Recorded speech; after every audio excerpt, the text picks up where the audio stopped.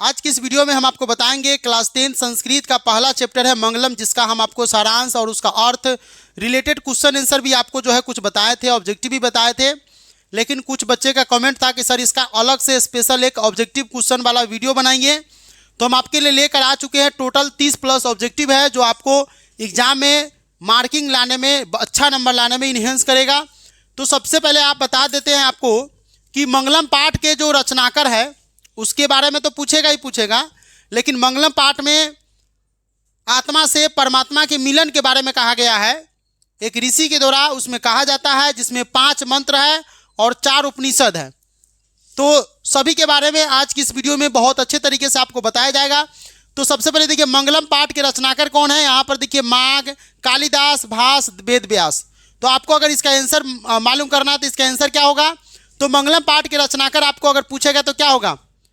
मंगलम पाठ जो है उसके रचनाकार का नाम क्या था, वेद व्यास। मंगलम पाठ के रचनाकार कौन है, अगर आप लोग जानते हैं तो नीचे कमेंट करिएगा। इसका आंसर क्या हो जाएगा, इसका आंसर हो जाएगा आपका वेद व्यास। मंगलम पाठ के रचनाकार हो जाएगा वेद व्यास। उपनिषद के रचनाकार कौन है, इसमें 4 उपनिषद है, तो उपनिषद के रचनाकार कौन है, तो इसका आंसर हो जाएगा उपनिषद के रचनाकार भी जो है वो कौन है, वो भी वेद व्यास है। क्या हो जाएगा, इसमें भी आपका आंसर क्या हो जाएगा, वेद व्यास हो जाएगा। उपनिषद के रचनाकार भी वेद व्यास है और उसमें जो मंगलम पाठ के रचनाकार है वो भी वेद व्यास है, इसीलिए दोनों को मिला करके और लिया गया हुआ है। तो याद रखिएगा वेद व्यास। वेद व्यास एक और चीज़ का रचना किए हुए, आप नीचे कमेंट करके बताइए कौन चीज़ का है। तो चलिए, अब उपनिषद किसका अंतिम भाग है, यहाँ पर अगर आप देखें उपनिषद किसका अंतिम भाग है, तो उपनिषद अगर आपको ऑप्शन में है साहित्य, संस्कृत, वैदिक साहित्य, गीता। तो 4 ऑप्शन है, 4 ऑप्शन में से किसका कौन सा ऑप्शन सही है बताइए आप लोग हैं। इसका आंसर हो जाएगा उपनिषद का जो है, उपनिषद किसका अंतिम भाग है, तो वैदिक साहित्य का ये अंतिम भाग है। क्या हो जाएगा आपका आंसर, ये आपका आंसर हो जाएगा वैदिक साहित्य। वैदिक साहित्य का ये अंतिम भाग है। क्लियर। मंगलम पाठ में किस प्रकार के मंत्र हैं, मंगलम पाठ में किस प्रकार के, पदयात्मक, गद्यात्मक, संकलनात्मक, नाट्यात्मक, क्या है बताइए। पदयात्मक पद के अनुसार से रहता है, ठीक है। तो अगर आप देखें तो इसका आंसर क्या हो जाएगा, पदयात्मक, ठीक है।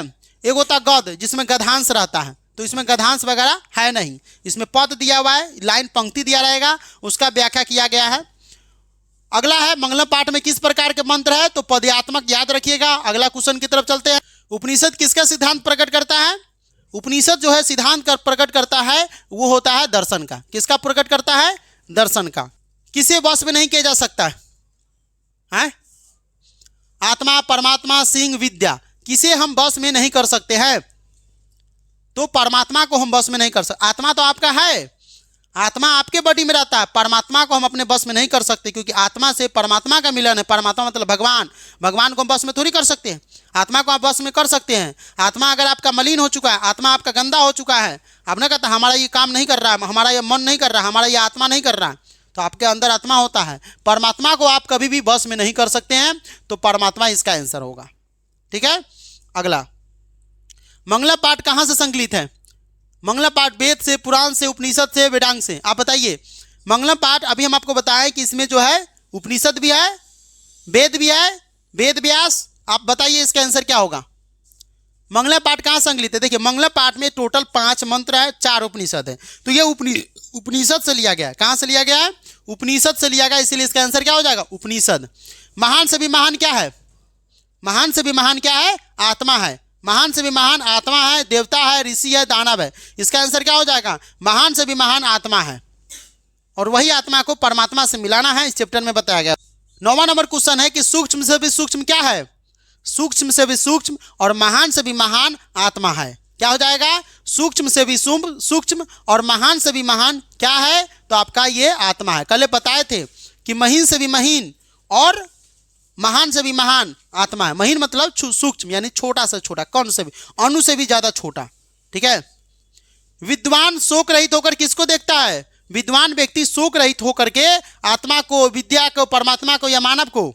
तो आत्मा, विद्वान जो व्यक्ति होता है वो शोक रहित, शोक रहित का मतलब बाल गोविंद भगत, राजा सत्यवादी राजा हरिश्चंद्र। शोक रहित व्यक्ति वो क्या करता है, परमात्मा को देखता है। किसको देखता है, परमात्मा को देखता है। शोक रहित व्यक्ति जो होता है, विद्वान, शोक रहित होकर के किसको देखता है? तो परमात्मा को देखता है। अगला क्वेश्चन, सत्य से किसका रास्ता प्रशस्त होता है, यानी सत्य से किसका रास्ता खुल जाता है? घर का, देवलोक का, विद्यालय का या युद्ध का? आप लोग बताइए। 11 का आंसर बहुत ईजी है। तो देवलोक का, स्वर्ग लोक का रास्ता खुल जाता है। सत्य से किसका रास्ता प्रशस्त होता है? तो देवलोक का रास्ता प्रशस्त होता है। 12 का, यह संपूर्ण संसार किसके द्वारा अनुशासित है? यह संपूर्ण संसार जो है आत्मा, परमात्मा, साहित्य, इनमें से कोई नहीं। तो इसका आंसर होगा परमात्मा से। यह संपूर्ण संसार परमात्मा में विलीन है। हम सभी जो है परमात्मा का ही एक अंश है और हमारे बॉडी में एक आत्मा है। जैसे बड़े बड़े कंपनियां क्या करती है? टावर बनाया हुआ है और टावर से क्या किया? सिम बेचता है। तो सिम क्या हो गया? आत्मा, और टावर क्या हो गया? परमात्मा। अब परमात्मा रहबे नहीं करेगा, टावरवा रहबे नहीं करेगा, तो सिम में टावर जाएगा? नहीं जाएगा। अब वही में देखो, अब दे दिया सिम, लेकिन वही सिम से क्या करता है? कोई आदमी किसी को धमकी दे देता है, कोई आदमी उसी सिम से लोगों को मेहनत करता है, लोगों को मदद करता है। वही में पुलिस देख लो, मदद करता है। वही में देखो डाकू लफंगा सब धमकी मांगता है, धमकी देता रहता है, पैसा दो। तो वही है, आत्मा और परमात्मा का बिल्कुल सिम और टावर के कनेक्शन की तरह है। अगर तुम सही वे में देखो तो वही किसका बिल्कुल कनेक्शन है। 12 हो गया।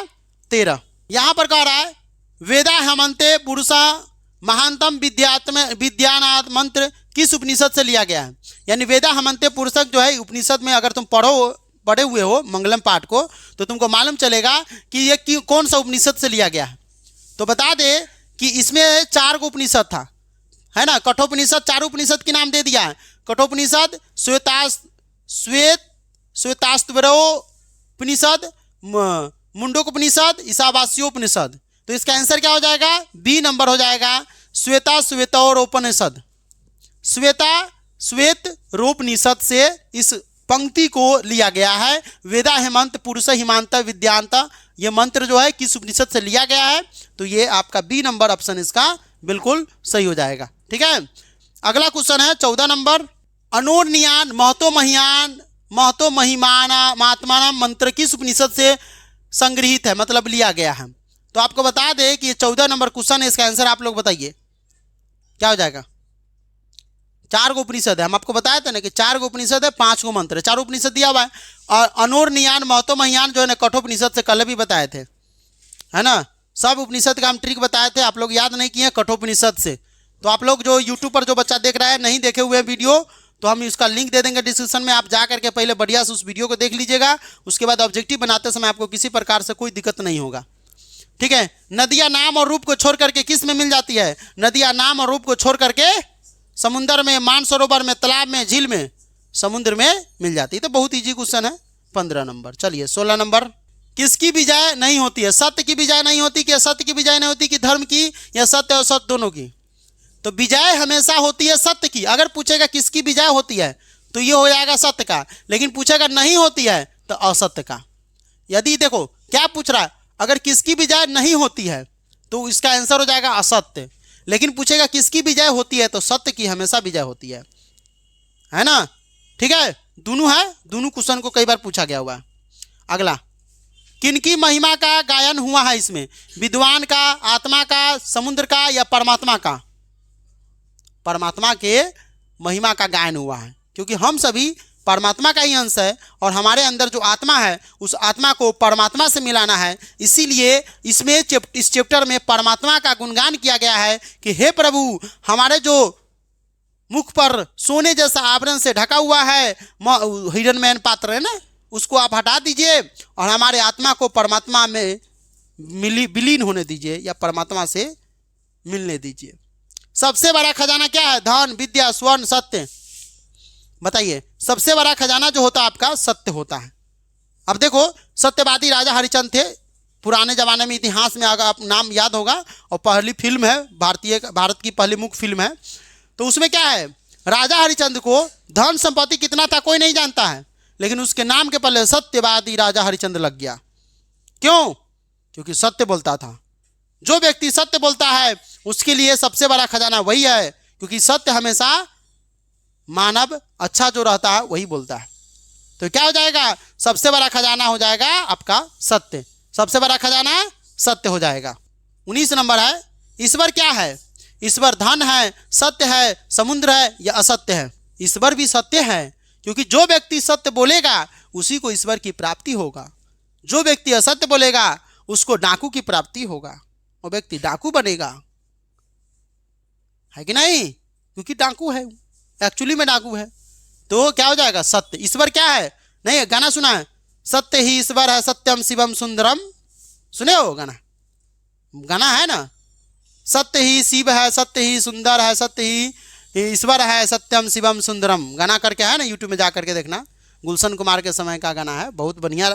ईशावास्य उपनिषद में किसके विषय में कहा गया है? ईशावास्य उपनिषद है, 4 उपनिषद में से एक उपनिषद है, इसमें किसके विषय में कहा गया हुआ है बताओ? इसमें जो है ईशावास्य उपनिषद में सत्य के बाद आत्मा के, परमात्मा के, मानव के, असत्य के, तो इसका आंसर हो जाएगा सत्य के विषय में ईशावास्य उपनिषद में कहा गया हुआ है। किसके विषय में कहा गया है? सत्य के विषय में कहा गया है। 21 नंबर, कठोपनिषद में किसके बारे में कहा गया है? कठोपनिषद में ये जो है परमात्मा के, मोक्ष के, माया मोह में, धन के बारे में बताइए। इसमें देखिए कठोपनिषद, सब याद रखो, कठोपनिषद में पूछेगा तो मोक्ष के बारे में, कठोपनिषद में मोक्ष के बारे में। ईशावास्यों में अभी ना बताए, अभी ऊपर का वाला में क्या बताए? सत्य के बारे में। इतना मत सोचो, पूरा याद रहता है। हाँ सही में कहते तो क्या पढ़ ले, खाली टॉप करेगी ऊपर से। श्वेताश्वरोपनिषद में किसके बारे में कहा गया है बताइए? श्वेताश्वरोपनिषद यानी श्वेता ना श्वेता दुबरी लिखा हुआ है, उसमें किसके बारे में कहा गया है? इसमें परमात्मा के बारे में कहा गया है। इसमें क्या किया गया है? परमात्मा के बारे में कहा गया हुआ है, ठीक है। 23 नंबर का भी देखिए लो, किसके प्रभाव से विद्वान शोक रहित होता है? धन, मन, इंद्रिय या जन? जन नहीं, ज्ञान होना चाहिए इसमें। अच्छा चलो इसका आंसर बताओ, किसके प्रभाव से विद्वान शोक रहित होता है? देखो इंद्रिय जो होता है ना, आदमी को गलत काम करने में कर देता है। क्या है? तब आदमी काम, क्रोध, मोह, माया, लोभ के चक्कर में पड़ जाता है। इंद्रिय क्या है?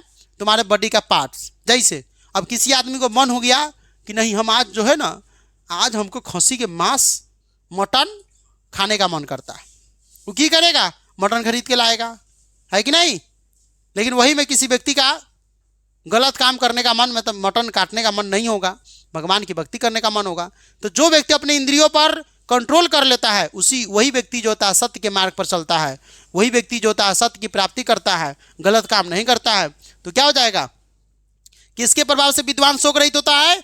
इंद्रिय जो होता है आदमी को गलत काम करने की तरफ अट्रैक्ट करता है। मन है ना तुम्हारा जाता है, अरे आज हमारा मन कर रहा है चाट खाने का, हमारा मन कर रहा है समोसा खाने का, लेकिन वही में क्या होता है? विद्वान व्यक्ति सब ना, मन केन हो जाए उसे मतलब नहीं है, तुम्हारा मन क्या कर रहा है वो नहीं होता। विद्वान व्यक्ति इंद्रिय के प्रभाव में नहीं रहता। 24, सत्य मार्ग से विद्वान कहाँ जाता है? सत्य मार्ग से विद्वान जो होता है देवलोक, यमलोक, परमलोक, परलोक, सत्यलोक, पताल लोक, कौन लोक जाता है? सत्य मार्ग से विद्वान जो होता है वो कहाँ जाता है? देवलोक जाता है। यमलोक तो यमराज ले जाता है, मरता है तब। अब परलोक तो सिधार गया, जो आदमी मर गया और सत्य आदमी रहता है, डाकू सब। अब पताल लोक तो नीचा वाला को बोलते हैं। धरती के नीचा भी एक लोक है, पताल लोक, लेकिन साइंस कहती है कुछ और है, लेकिन है। अगला, कौन अपने नाम और रूप को छोड़कर समुद्र मिल जाता है? इसका आंसर तो तुम लोग को बढ़िया से बताना चाहिए। नदियाँ अपने नाम को छोड़ करके समुद्र में मिल जाता है, ठीक है। अब अगला, साधक किसको पार करते हैं? मृत्यु को, अमरता को, सत्य को या जीवन को? है बताओ जल्दी से। साधक जो होता है वो मृत्यु को पार करता है। साधक का मतलब विद्वान व्यक्ति जो सत्य की प्राप्ति करता है, वो अपने मन से मृत्यु को प्राप्त करता है। गौतम बुद्ध अपने मन से मृत्यु को प्राप्त किया था। राजा हरिश्चंद्र, भगवान राम, अलग अलग व्यक्ति जो सत्य की प्राप्ति करता है, सत्य के मार्ग पर चलता है, वो अपने मृत्यु को प्राप्त कर लेता है, अपने मन से मरेगा। उसको यमराज नहीं लेने आएगा, यमराज उसके आज्ञा पर आता है लेने। महाभारत में भी जो है, कथी नाम था उसका, महामहिम भीष्म पितामह, तीर के सैया पर लेटे हुए थे, लेकिन उसका मन नहीं था मरने का, फिर भी लेटे हुए थे। जब उसका मन हुआ कि ना अब हम मरेंगे, तब हुआ, और उसको तीर से छल्ली छल्ली कर दिया था सीना पूरा, हजारों तीर लगा हुआ था, फिर भी नहीं मरा वो, और तीर के सैया पर लेटे हुए थे। तो साधक किसको पार करता है? मृत्यु को वो पार कर लेता। सत्य धर्म के लिए किसको हटा दे? आवरण को, असत्य को, सत्य को, हिरण मैन पात्र को। सत्य धर्म के लिए किसको हटाना है? एक गधा हिरण मैन पात्र को, इसमें हिरण मैन के बारे में बताया गया है। हिरण मैन पात्र मतलब ही होता है सोना के आवरण। हमारा जो मुख है सोने के आवरण जैसा ढका हुआ है। हे प्रभु, उस सोने के आवरण से हमारे सत्य के मार्ग मुंह को खोल दीजिए और हम सत्य की प्राप्ति करके आत्मा को परमात्मा से मिलन करने। हिरण मैन पात्र हो जाएगा। सत्य का मुख किस पात्र से ढका हुआ है? स्वर्ण, शस्त्र, शास्त्र, विद्या। हिरण मैन का मतलब होता है सोना, तो किससे ढका हुआ है? रे गधा, स्वर्ण मतलब ना बोले, सोना मतलब स्वर्ण से ढका हुआ है। उसमें आवरण को हटाने के लिए, सत्य से थोड़ी ढका हुआ। हिरण मैन पात्र मतलब सोने के आवरण से ढका हुआ है, ठीक है, यानी स्वर्ण जिसको बोलते हैं। नदियां क्या छोड़ करके समुद्र में मिल जाती है? नदियां अपना नाम स्वरूप को भी छोड़ करके, नाम मेन बात है, क्योंकि मेनली जो है वो नाम को डिनोट होता है, तो नाम के बारे में ज़्यादा टिक लगाना। अगर ऑप्शन में रहेगा तब और टिक लगा देना। प्राणियों के हृदय रूपी गुफा में कौन बंद है? बताइए। देव, राक्षस, आत्मा। प्राणियों की हृदय रूपी गुफा में तुम्हारे अंदर क्या है? आत्मा। तो आत्मा में टिक मारो ना फटाक से, ठीक है। नदियां कहाँ जाकर मिलती है? सरोवर में, समुद्र में, तालाब में, नगर में। नदियां समुद्र में जाकर के मिल जाती है। किसकी जय होती है? क्रोध, मोह, सत्य, असत्य की। सत्य की हमेशा जय होती है। किसकी विजय नहीं होती? किसकी जय नहीं होती? असत्य की। जा। किसका मुख सोने के पात्र से बंद है? सत्य का, असत्य का, दर्शन का, मानव का? बताओ। सत्य का मुख जो है ना सोने के पात्र से ढका हुआ हिरण मैन पात्र। तो इसमें ऋषि मुनि कहता है, हे प्रभु, हमारे जो मुख पर सोने के पात्र का आवरण बना हुआ है उसको आप हटा दीजिए और आत्मा को परमात्मा से मिलन होने दीजिए। ब्राह्मण का मुख किससे ढका हुआ है? ब्राह्मण का मुंह रुपया से, लोहा से, सोने से, मिट्टी से, सोना से ढका हुआ है, ठीक है। ब्राह्मण में ऋषि मुनि के बारे में बताया गया हुआ है। विद्वान अपना नाम छोड़कर किसमें मिल जाता है? आत्मा में, जल में, परमात्मा में या हवा में? बताइए। परमात्मा में मिल जाता है। जितनी भी आत्मा है, हर आदमी जब मृत्यु को प्राप्त करता है परमात्मा में विलीन हो जाता है, ठीक है। ऋषि लोग देवलोक की प्राप्ति के लिए किस मार्ग को अपनाते हैं? ऋषि लोग जब देवलोक की प्राप्ति के लिए जल मार्ग, सत्य मार्ग, वायु मार्ग, असत्य मार्ग, वो सत्य मार्ग की प्राप्ति करते, सत्य मार्ग के रास्ता पर वे लोग जाते हैं। हिरण मैन पात्रेन सत्य धर्मया दिष्टय किस उपनिषद का मंत्र है? बताइए। कठोपनिषद, मुंडकोपनिषद, ईशावास्य उपनिषद, गीता। हिरण मैन पात्रेन सत्य धर्मया दिष्टय, बताइए। ईशावास्य उपनिषद से लिया गया। हिरण मैन पात्रेन सत्य धर्मया, यानी सत्य धर्म के बारे में, सत्य के बारे में किसमें कहा गया? ईशावास्य उपनिषद में कहा गया है। इसमें सत्य के बारे में कहा गया है, ठीक है। 38 नंबर, उपनिषद के अंतिम भाग में किसका सिद्धांत है? दर्शन शास्त्र। उपनिषद के अंतिम भाग में दर्शन शास्त्र का सिद्धांत दिया गया है, ठीक है। अब लास्ट क्वेश्चन है 39 नंबर। आदित्य का पर्यायवाची क्या है? आदित्य का मतलब सूरज। सूरज का पर्यायवाची क्या हो जाएगा? है सूर्य नहीं बताया। आदित्य मतलब है ना, उगा है आदित्य देव, छठ में गाना ना बजता है, उगा है आदित्य देव भइल भुन सारवा। और आप लोग लाइक कर दीजिए, हो गया वीडियो खत्म बा।